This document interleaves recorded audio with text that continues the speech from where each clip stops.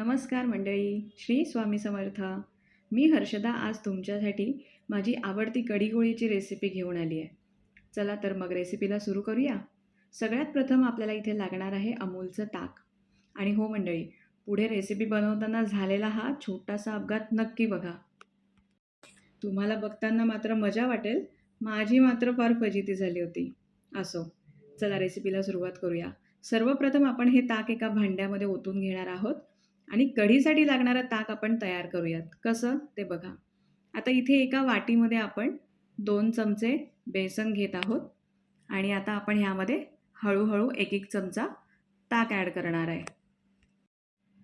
ताक अशा पद्धतीने मिक्स करून घ्या जेणेकरून बेसनाच्या गुठळ्या होणार नाहीत. हे बघा, आता अशा पद्धतीने आपल्याला ह्या गुठळ्या मोडून घ्यायच्या आहेत. बघा, अजूनही हे पीठ थोडंसं घट्ट आहे आणि बारीक बारीक गुठळ्या मला दिसत आहेत, म्हणून मग मी यामध्ये अजून थोडंसं ताक ॲड करणार आहे. इथे मी 2 चमचे ताक अजून ॲड केलेलं आहे आणि बेसनाचं जे हे मिश्रण आहे ते थोडं अजून सैलसर करून घेते.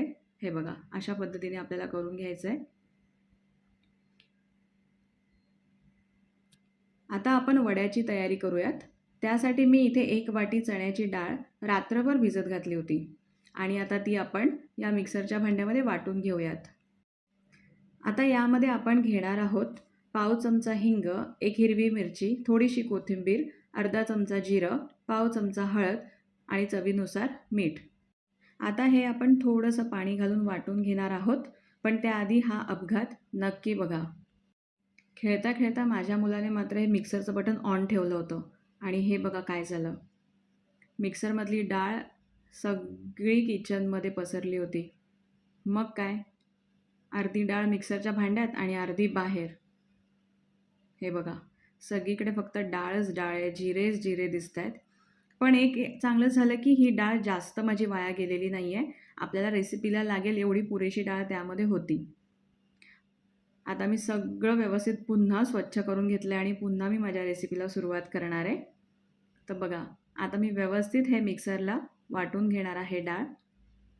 इथे तुम्हाला बटन ऑन ऑफ करायचं आहे, कारण हे आपल्याला पूर्ण पातळ करायचं नाही आहे. आपल्याला याचे जाडसर कण लागले पाहिजे हाताला. अशा पद्धतीने आपण हे मिक्सरला फिरवून घेणार आहोत, जेणेकरून ते वडे आहेत ते चवीला छान लागतील. आता इथे आपण एक चाळणी घेतली आहे आणि त्या चाळणीला आपण थोडंसं तेल लावून घेणार आहोत.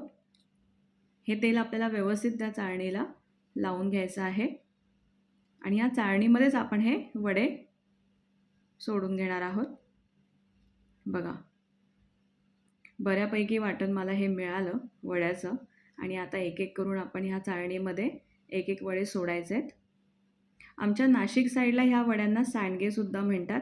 मिक्स डाळींचे सुद्धा असतात आणि फक्त हरभऱ्याच्या डाळीचे सुद्धा असतात आणि खरंच ते खूप सुंदर लागतात. तुम्हाला जर माझ्या हातची ती रेसिपी बघायची असेल तर मला कमेंटमध्ये नक्की सांगा. मी नक्की तुमच्यासाठी सांडग्यांची भाजी नक्की करेन. बघा, आता आपण एक एक करून हे वडे काढून घेतलेत आणि आता आपल्याला हे वाफवायला लावायचे आहेत. हे बघा, ह्या ठिकाणी आता आपण कुकर ठेवणार आहोत. कुकरमध्ये 1 ग्लास पाणी आहे, पण तेवढं पुरेसं नसल्यामुळे त्यात मी अजून 1 ग्लास पाणी ॲड करते आहे. आणि आता ही चाळणी जी आहे ती आपल्याला कुकरवर व्यवस्थित ठेवून घ्यायची आहे आणि आता यावर आपण एक झाकण लावून देणार आहे. 10 ते 12 मिनिटात आपले वडे एकदम सुंदररित्या हे शिजतात. आपले वडे होत आहेत तोपर्यंत आपण इथे कढीची तयारी करून घेणार आहोत. माझ्या बऱ्यापैकी रेसिपीजमध्ये तुम्हाला माझी ही आवडती कढी नक्की बघायला मिळेल.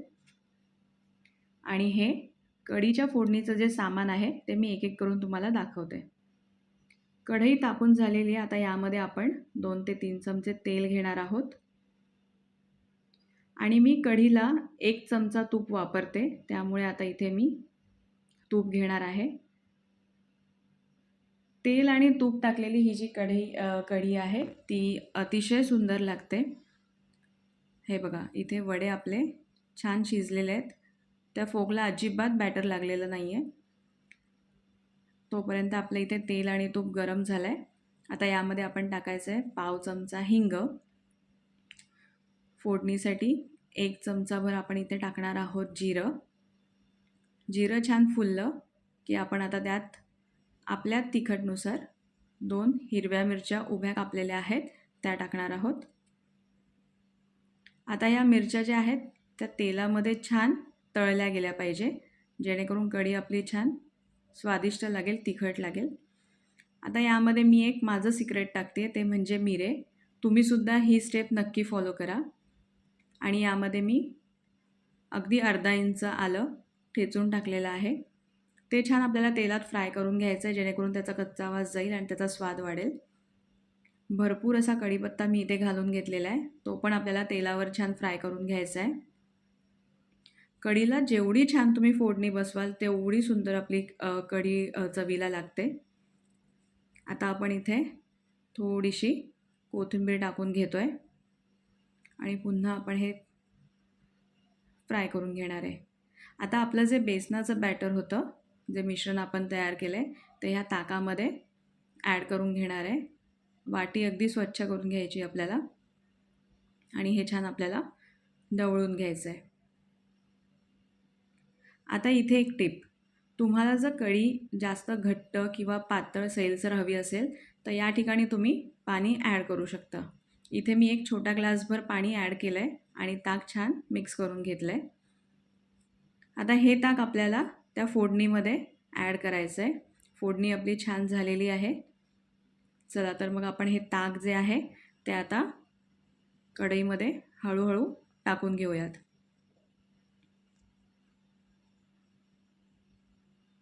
बेसिकली ही एक गोड, आंबट आणि तिखट कढी आहे आणि ही खरंच खूप सुंदर लागते. काही ठिकाणी फक्त आंबट आणि तिखट अशीच कढी करतात, पण आमच्याकडे आम्ही ह्या कढीमध्ये गोड होण्यासाठी थोडासा गूळ वापरतो. म्हणजे अगदी लहानांपासून मोठ्यांपर्यंत ही आमच्याकडे सगळ्यांची फेवरेट अशी कढी आहे.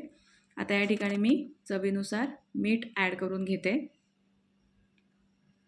कढी ही आपल्याला सतत ढवळत राहावी लागते, कारण तिला जर उकळी फुटली तर ती कढी फुटण्याचे चान्सेस जास्त असतात, म्हणून तिला उकळी फुटू द्यायची नाही आहे. बघा इथे या ठिकाणी मी थोडासा गूळ ॲड केलेला आहे आणि पुन्हा आपल्याला ही कढी जी आहे ती छान मिक्स करून घ्यायची, एकजीव करून घ्यायची आहे. आता यापुढे ही कढी तयार होत आली आहे. आता यामध्ये आपण यात ॲड करणार आहोत चण्याच्या डाळीचे वडे, म्हणजेच गोळे. हे बघा, हे सगळे आपण त्यामध्ये एक एक करून आरामात असे सोडणार आहोत. तुमच्याकडे कोणत्या पद्धतीची कढी करतात मला कॉमेंट बॉक्समध्ये नक्की सांगा. आणि ही कढी तुमच्याकडे करत नसाल तर तुम्ही नक्की एकदा ट्राय करा आणि खाऊन बघा.